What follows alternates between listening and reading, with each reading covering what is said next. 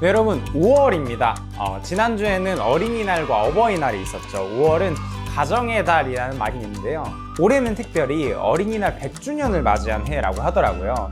100주년을 맞아가지고 어린이날을 만드신 방정환 선생님을 세계에 알려야 된다라는 주제로 포럼도 진행되었다고 합니다.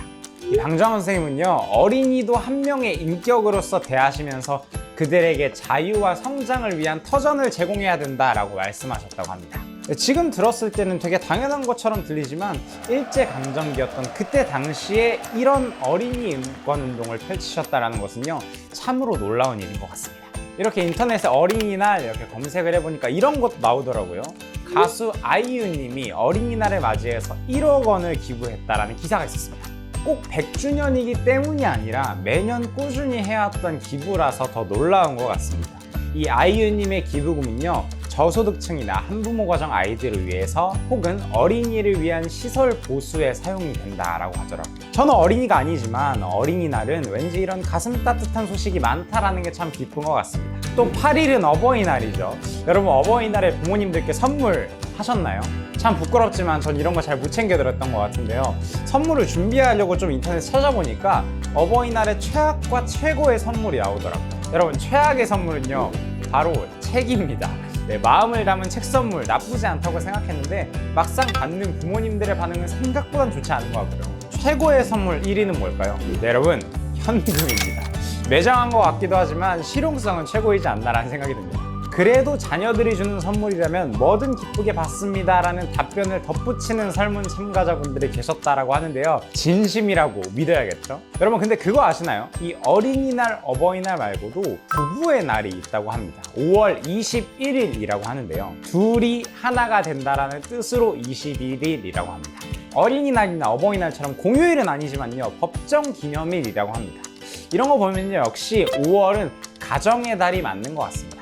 근데 여러분 왜 가정이 중요한지 혹시 생각해 보신 적 있나요? 어떤 분들은요, 아니 가족이 중요하다는 것에 이유가 왜 필요해? 라고 하실 정도로 우리 무의식 속에는 당연하다고 할 수 있을 정도로 가정이 중요하다라는 인식이 자리 잡고 있을지도 모르겠습니다. 저는요 조금 고민을 해봤습니다. 왜 가정이 중요할까?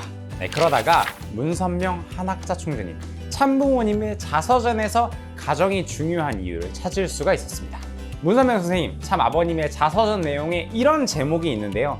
참된 사랑은 참된 가정에서 라는 제목입니다. 참 아버님께서 가정은 부모의 참된 사랑을 받으면서 사랑을 배우는 곳이다 라고 말씀을 하셨습니다. 생각해보면요, 이 말이 참 맞는 것 같은 게 우리가 사랑이라는 것을 가장 먼저 배우는, 아니 어쩌면 우리는 태어나서 모든 것을 가장 먼저 배우는 곳이 바로 가정인 것 같습니다. 여러분 꿀벌 아시죠? 참 아버님께서 어린 시절에 양봉을 하시던 아버지를 따라다니면서 이 꿀벌을 많이 보셨는데, 이 꿀벌이 꽃송이에서 꿀을 빨아먹을 때 다가가서 확 잡아 빼더라도 절대로 꿀에서 떨어지지 않으려고 한다고 합니다. 자신의 목숨을 걸고라도 꿀을 지키는 것인데요. 자녀를 지키는 부모의 마음을 보시면서 이 꿀벌의 마음과도 같다라고 하셨습니다. 그러면서 이 부모님의 사랑을 뭐라고 표현하시면요, 베푼 것을 기억하지 않는 사랑이다 라고 이야기하십니다. 내가 너한테 언제 뭘 사줬고 옷을 사줬고 너를 위해 이런 거 무엇을 해줬는데 그 값이 얼마다 이런 걸 기억하지 않으신다 라는 사랑이라는 거죠. 물론 내가 너한테 해준 게 얼만데 라고 하시는 부모님도 계실지도 모르지만 손해와 이익을 따져가면서 내가 너한테 준 만큼 꼭 받아야겠어 라고 하는 부모님은 찾아보기 쉽지는 않을 거라고 생각합니다. 우리는 이렇게요, 가정을 통해서 사랑을 배웁니다. 대가와 무언가를 바라는 거래 같은 게 아니라 사랑을 말이죠. 그래서 가정은 중요한 것 같습니다. 이 행복이랑 무엇보다도 직결되는 사랑이라는 감정을 처음으로 배우는 곳이니까요. 여러분이 사랑을 배운다는 것이 왜 또 중요하냐면요, 가정에서 배운 사랑이 이 가정 안에서 그치지 않고 사회로, 국가로, 세계로 확산되기 때문입니다. 참된 국가, 참된 세계의 출발점이 바로 가정이다라는 말씀을 주시는데요. 이건 실제로 저의 경험을 통해서 좀 증명을 할 수 있을 것 같습니다. 저는 어머니가 일본 분이시고요, 아버지가 한국 분이십니다. 그래서 저는 가정에서 일본인 어머니에 대한 사랑과 한국인 아버지에 대한 사랑을 동시에 배웠습니다. 사실 이 한일 관계라는 게 늘 순탄치는 않았던 것 같은데요. 한일전은 가위바위보도 지면 안 된다라는 이야기를 하는 어르신들을 종종 만나 뵀던 것 같기도 합니다. 그런데 여러분, 가정에서 사랑을 배운 저는요, 한국도 일본도 모두 내 나라처럼 사랑할 수 있습니다. 한일전 축구를 하면요, 이기는 편 우리 편 하면서 응원을 할 수 있습니다. 길 가다가 일본에서 놀러 오신 관광객분들을 보면 괜히 길을 가르쳐 드리거나 짐을 들어 드리기도 했습니다. 뭔가 친절을 베풀고 싶은 그 마음이 생겼기 때문인데요. 아마 가정에서 어머니에게 배운 사랑이 아닐까 합니다. 이렇게 가정에서 배운 사랑이 확대될 수 있다는 걸 스스로의 경험을 통해서 다시 한 번 더 느꼈는데요. 이런 말씀을 주시는 참부모님 문선명 한학자 선생님께도 당연히 가정이 있습니다. 자녀분들도 있으시죠? 아주 많은 자녀를 두셨습니다. 그 중에서 영진님이라는 자녀를 출산하실 때는요, 이 아이의 머리가 너무 커가지고 위급한 상황이 펼쳐졌었다고 합니다. 30분 안에 어떻게 할지 결정하지 않으면 산모와 아기가 모두 위험하다라고 하는 의사의 말에 참 어머님께서는 제왕절개를 하셨습니다. 사실 제왕절개를 한번 받으면 다시 자연분만을 하기가 어렵다고 합니다. 한번 수술을 하면 몸이 망가지기도 하고 후유증도 남는 절개 수술인데요. 그 후로도 3번이나 더 절개 수술을 받으신 참 어머님입니다. 이렇게 스스로의 몸이 힘들면서도 많은 자녀를 낳으신 참 부모님인데요. 참 마음 아프게도 세계의 평화를 위해서 늘 바쁘게 지내시고 또 한국보다도 외국에서 지내시는 날이 많았던 참 부모님은요, 제자들, 식구들 또 고통받는 많은 사람들을 위해서 사랑을 쏟으셨지만 오히려 자신의 자녀들과는 시간을 보낼 수 있는 날이 많지 않으셨습니다. 참 어머님께서도 공적인 일로 아이들과 다정한 시간을 보내지 못하는 것이 늘 마음에 걸렸다라는 말씀을 하셨는데요. 외국으로 가야 돼서 짐을 싸고 있으면 자녀분들이 오셔서 엄마 또 가방을 꾸려요? 라고 물어봤다고 하실 정도였으니까요. 이렇게 마음이 좋지 않으셨던 참 어머님은요, 종종 외국에서 자녀분들한테 편지를 쓰셨다고 합니다. 효진아 보고 싶구나, 언제나 불러보고 생각나고 달려가 안아주고 싶은 착하고 귀엽고 사랑스러운 아들이구나 하시면서 말이죠. 문효진님이 첫째 아드님인데요. 이렇게 부모님과 함께 할 수 있는 시간이 많이 없으셨음에도 불구하고 효진님은 항상 아버지와 어머니를 가장 존경한다고 말씀하시면서 누구보다 부모님을 사랑하는 효자의 모습을 보여주셨습니다. 신문사와의 인터뷰에서 어머니를 존경하는 이유를 물어보니까 세상의 모든 어머니는 다 위대하지만 특히 저의 어머니는 우리를 절대적으로 믿고 격려해 줍니다 라는 말씀을 전하기도 하셨습니다. 이렇게 바쁜 삶 속에서 함께하는 시간이 적더라도 부모님의 사랑이 전달이 된 게 아닐까 싶습니다. 이렇게 많은 자녀분들을 낳으신 참 부모님께서는 참 마음 아프게도 일찍이 세상을 떠나신 자녀분들도 있습니다.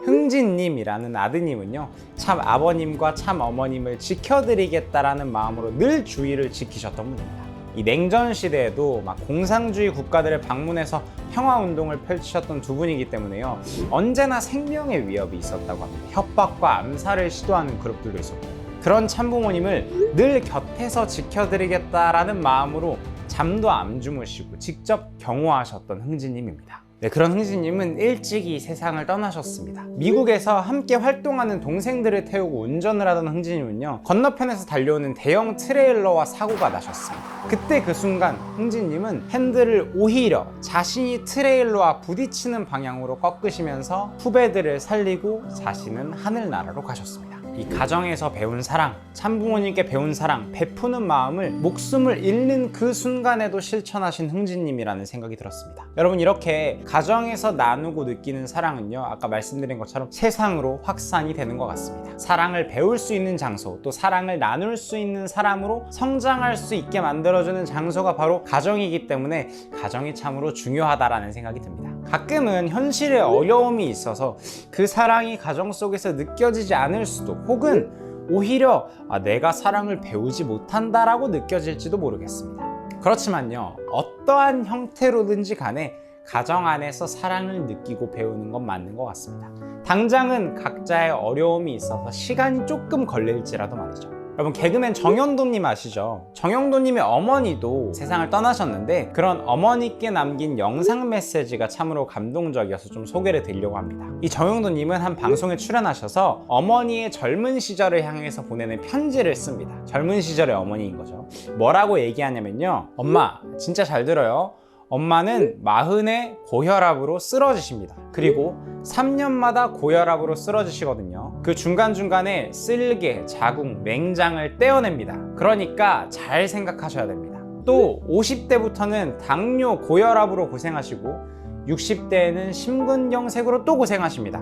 60대 중반부터는 관절 수술도 많이 하시고 70대에는 뇌졸중으로 쓰러지십니다. 근데 이걸 다 견디실 수 있으시다면 또 저를 낳아주세요. 제가 잘 보필할게요. 라는 말을 건넵니다. 평생을 아픈 몸으로 고생하신 어머니를 보면서요, 누군가는 참으로 어려운 상황 속에서 힘들게 살아간다 라고 생각할지도 모르겠습니다. 그런 어머니 곁에서 보필을 하고 있는 정영돈님 마저도 말이죠, 행복이나 사랑과는 거리가 멀다 라고 생각할지도 모르고, 그러나 그러한 상황 속에서도 정영돈님은 어머니에 대한 간절한 사랑을 느끼고 또 보여주시면서 또 자신의 어머니가 되어주시기를, 자신이 아들로서 잘 보필하겠다라는 말을 전합니다. 여러분, 역시 가정은 사랑을 배우는 곳이 맞는 것 같습니다. 각자의 상황이 다를 수 있고 그 안에는 때때로 어려운 현실과 고통들이 섞여 있을 수 있더라도 말이죠, 가정 안에서 느끼는 사랑, 그리고 그 사랑이 확장될 수 있다는 것을 5월 가정의 달에 더욱 실감하게 되는 것 같습니다. 그런 의미에서요, 우리 소소하더라도 가정의 사랑을 느껴보는 시간을 가지면 어떨까요? 오늘 저녁에 가족과 함께 식사를 하면서 다 같이 사진 한 장 남겨보시면 어떨까 합니다. 거창한 사진 아니어도 괜찮고요, 가족의 얼굴이 나오는 셀카 한 장으로도 충분할 것 같습니다. 언젠가 시간이 흘러서 그 사진을 보면서 나에게 사랑을 가르쳐준 가족의 소중함을 느끼는 날이 올지도 모르니까요. 꼭 사진 한 장 남겨보시면 좋겠습니다. 오늘도 잘 들으셨다면 구독, 좋아요, 댓글, 알림 설정까지. 그럼 다음 시간에 만나요. 안녕!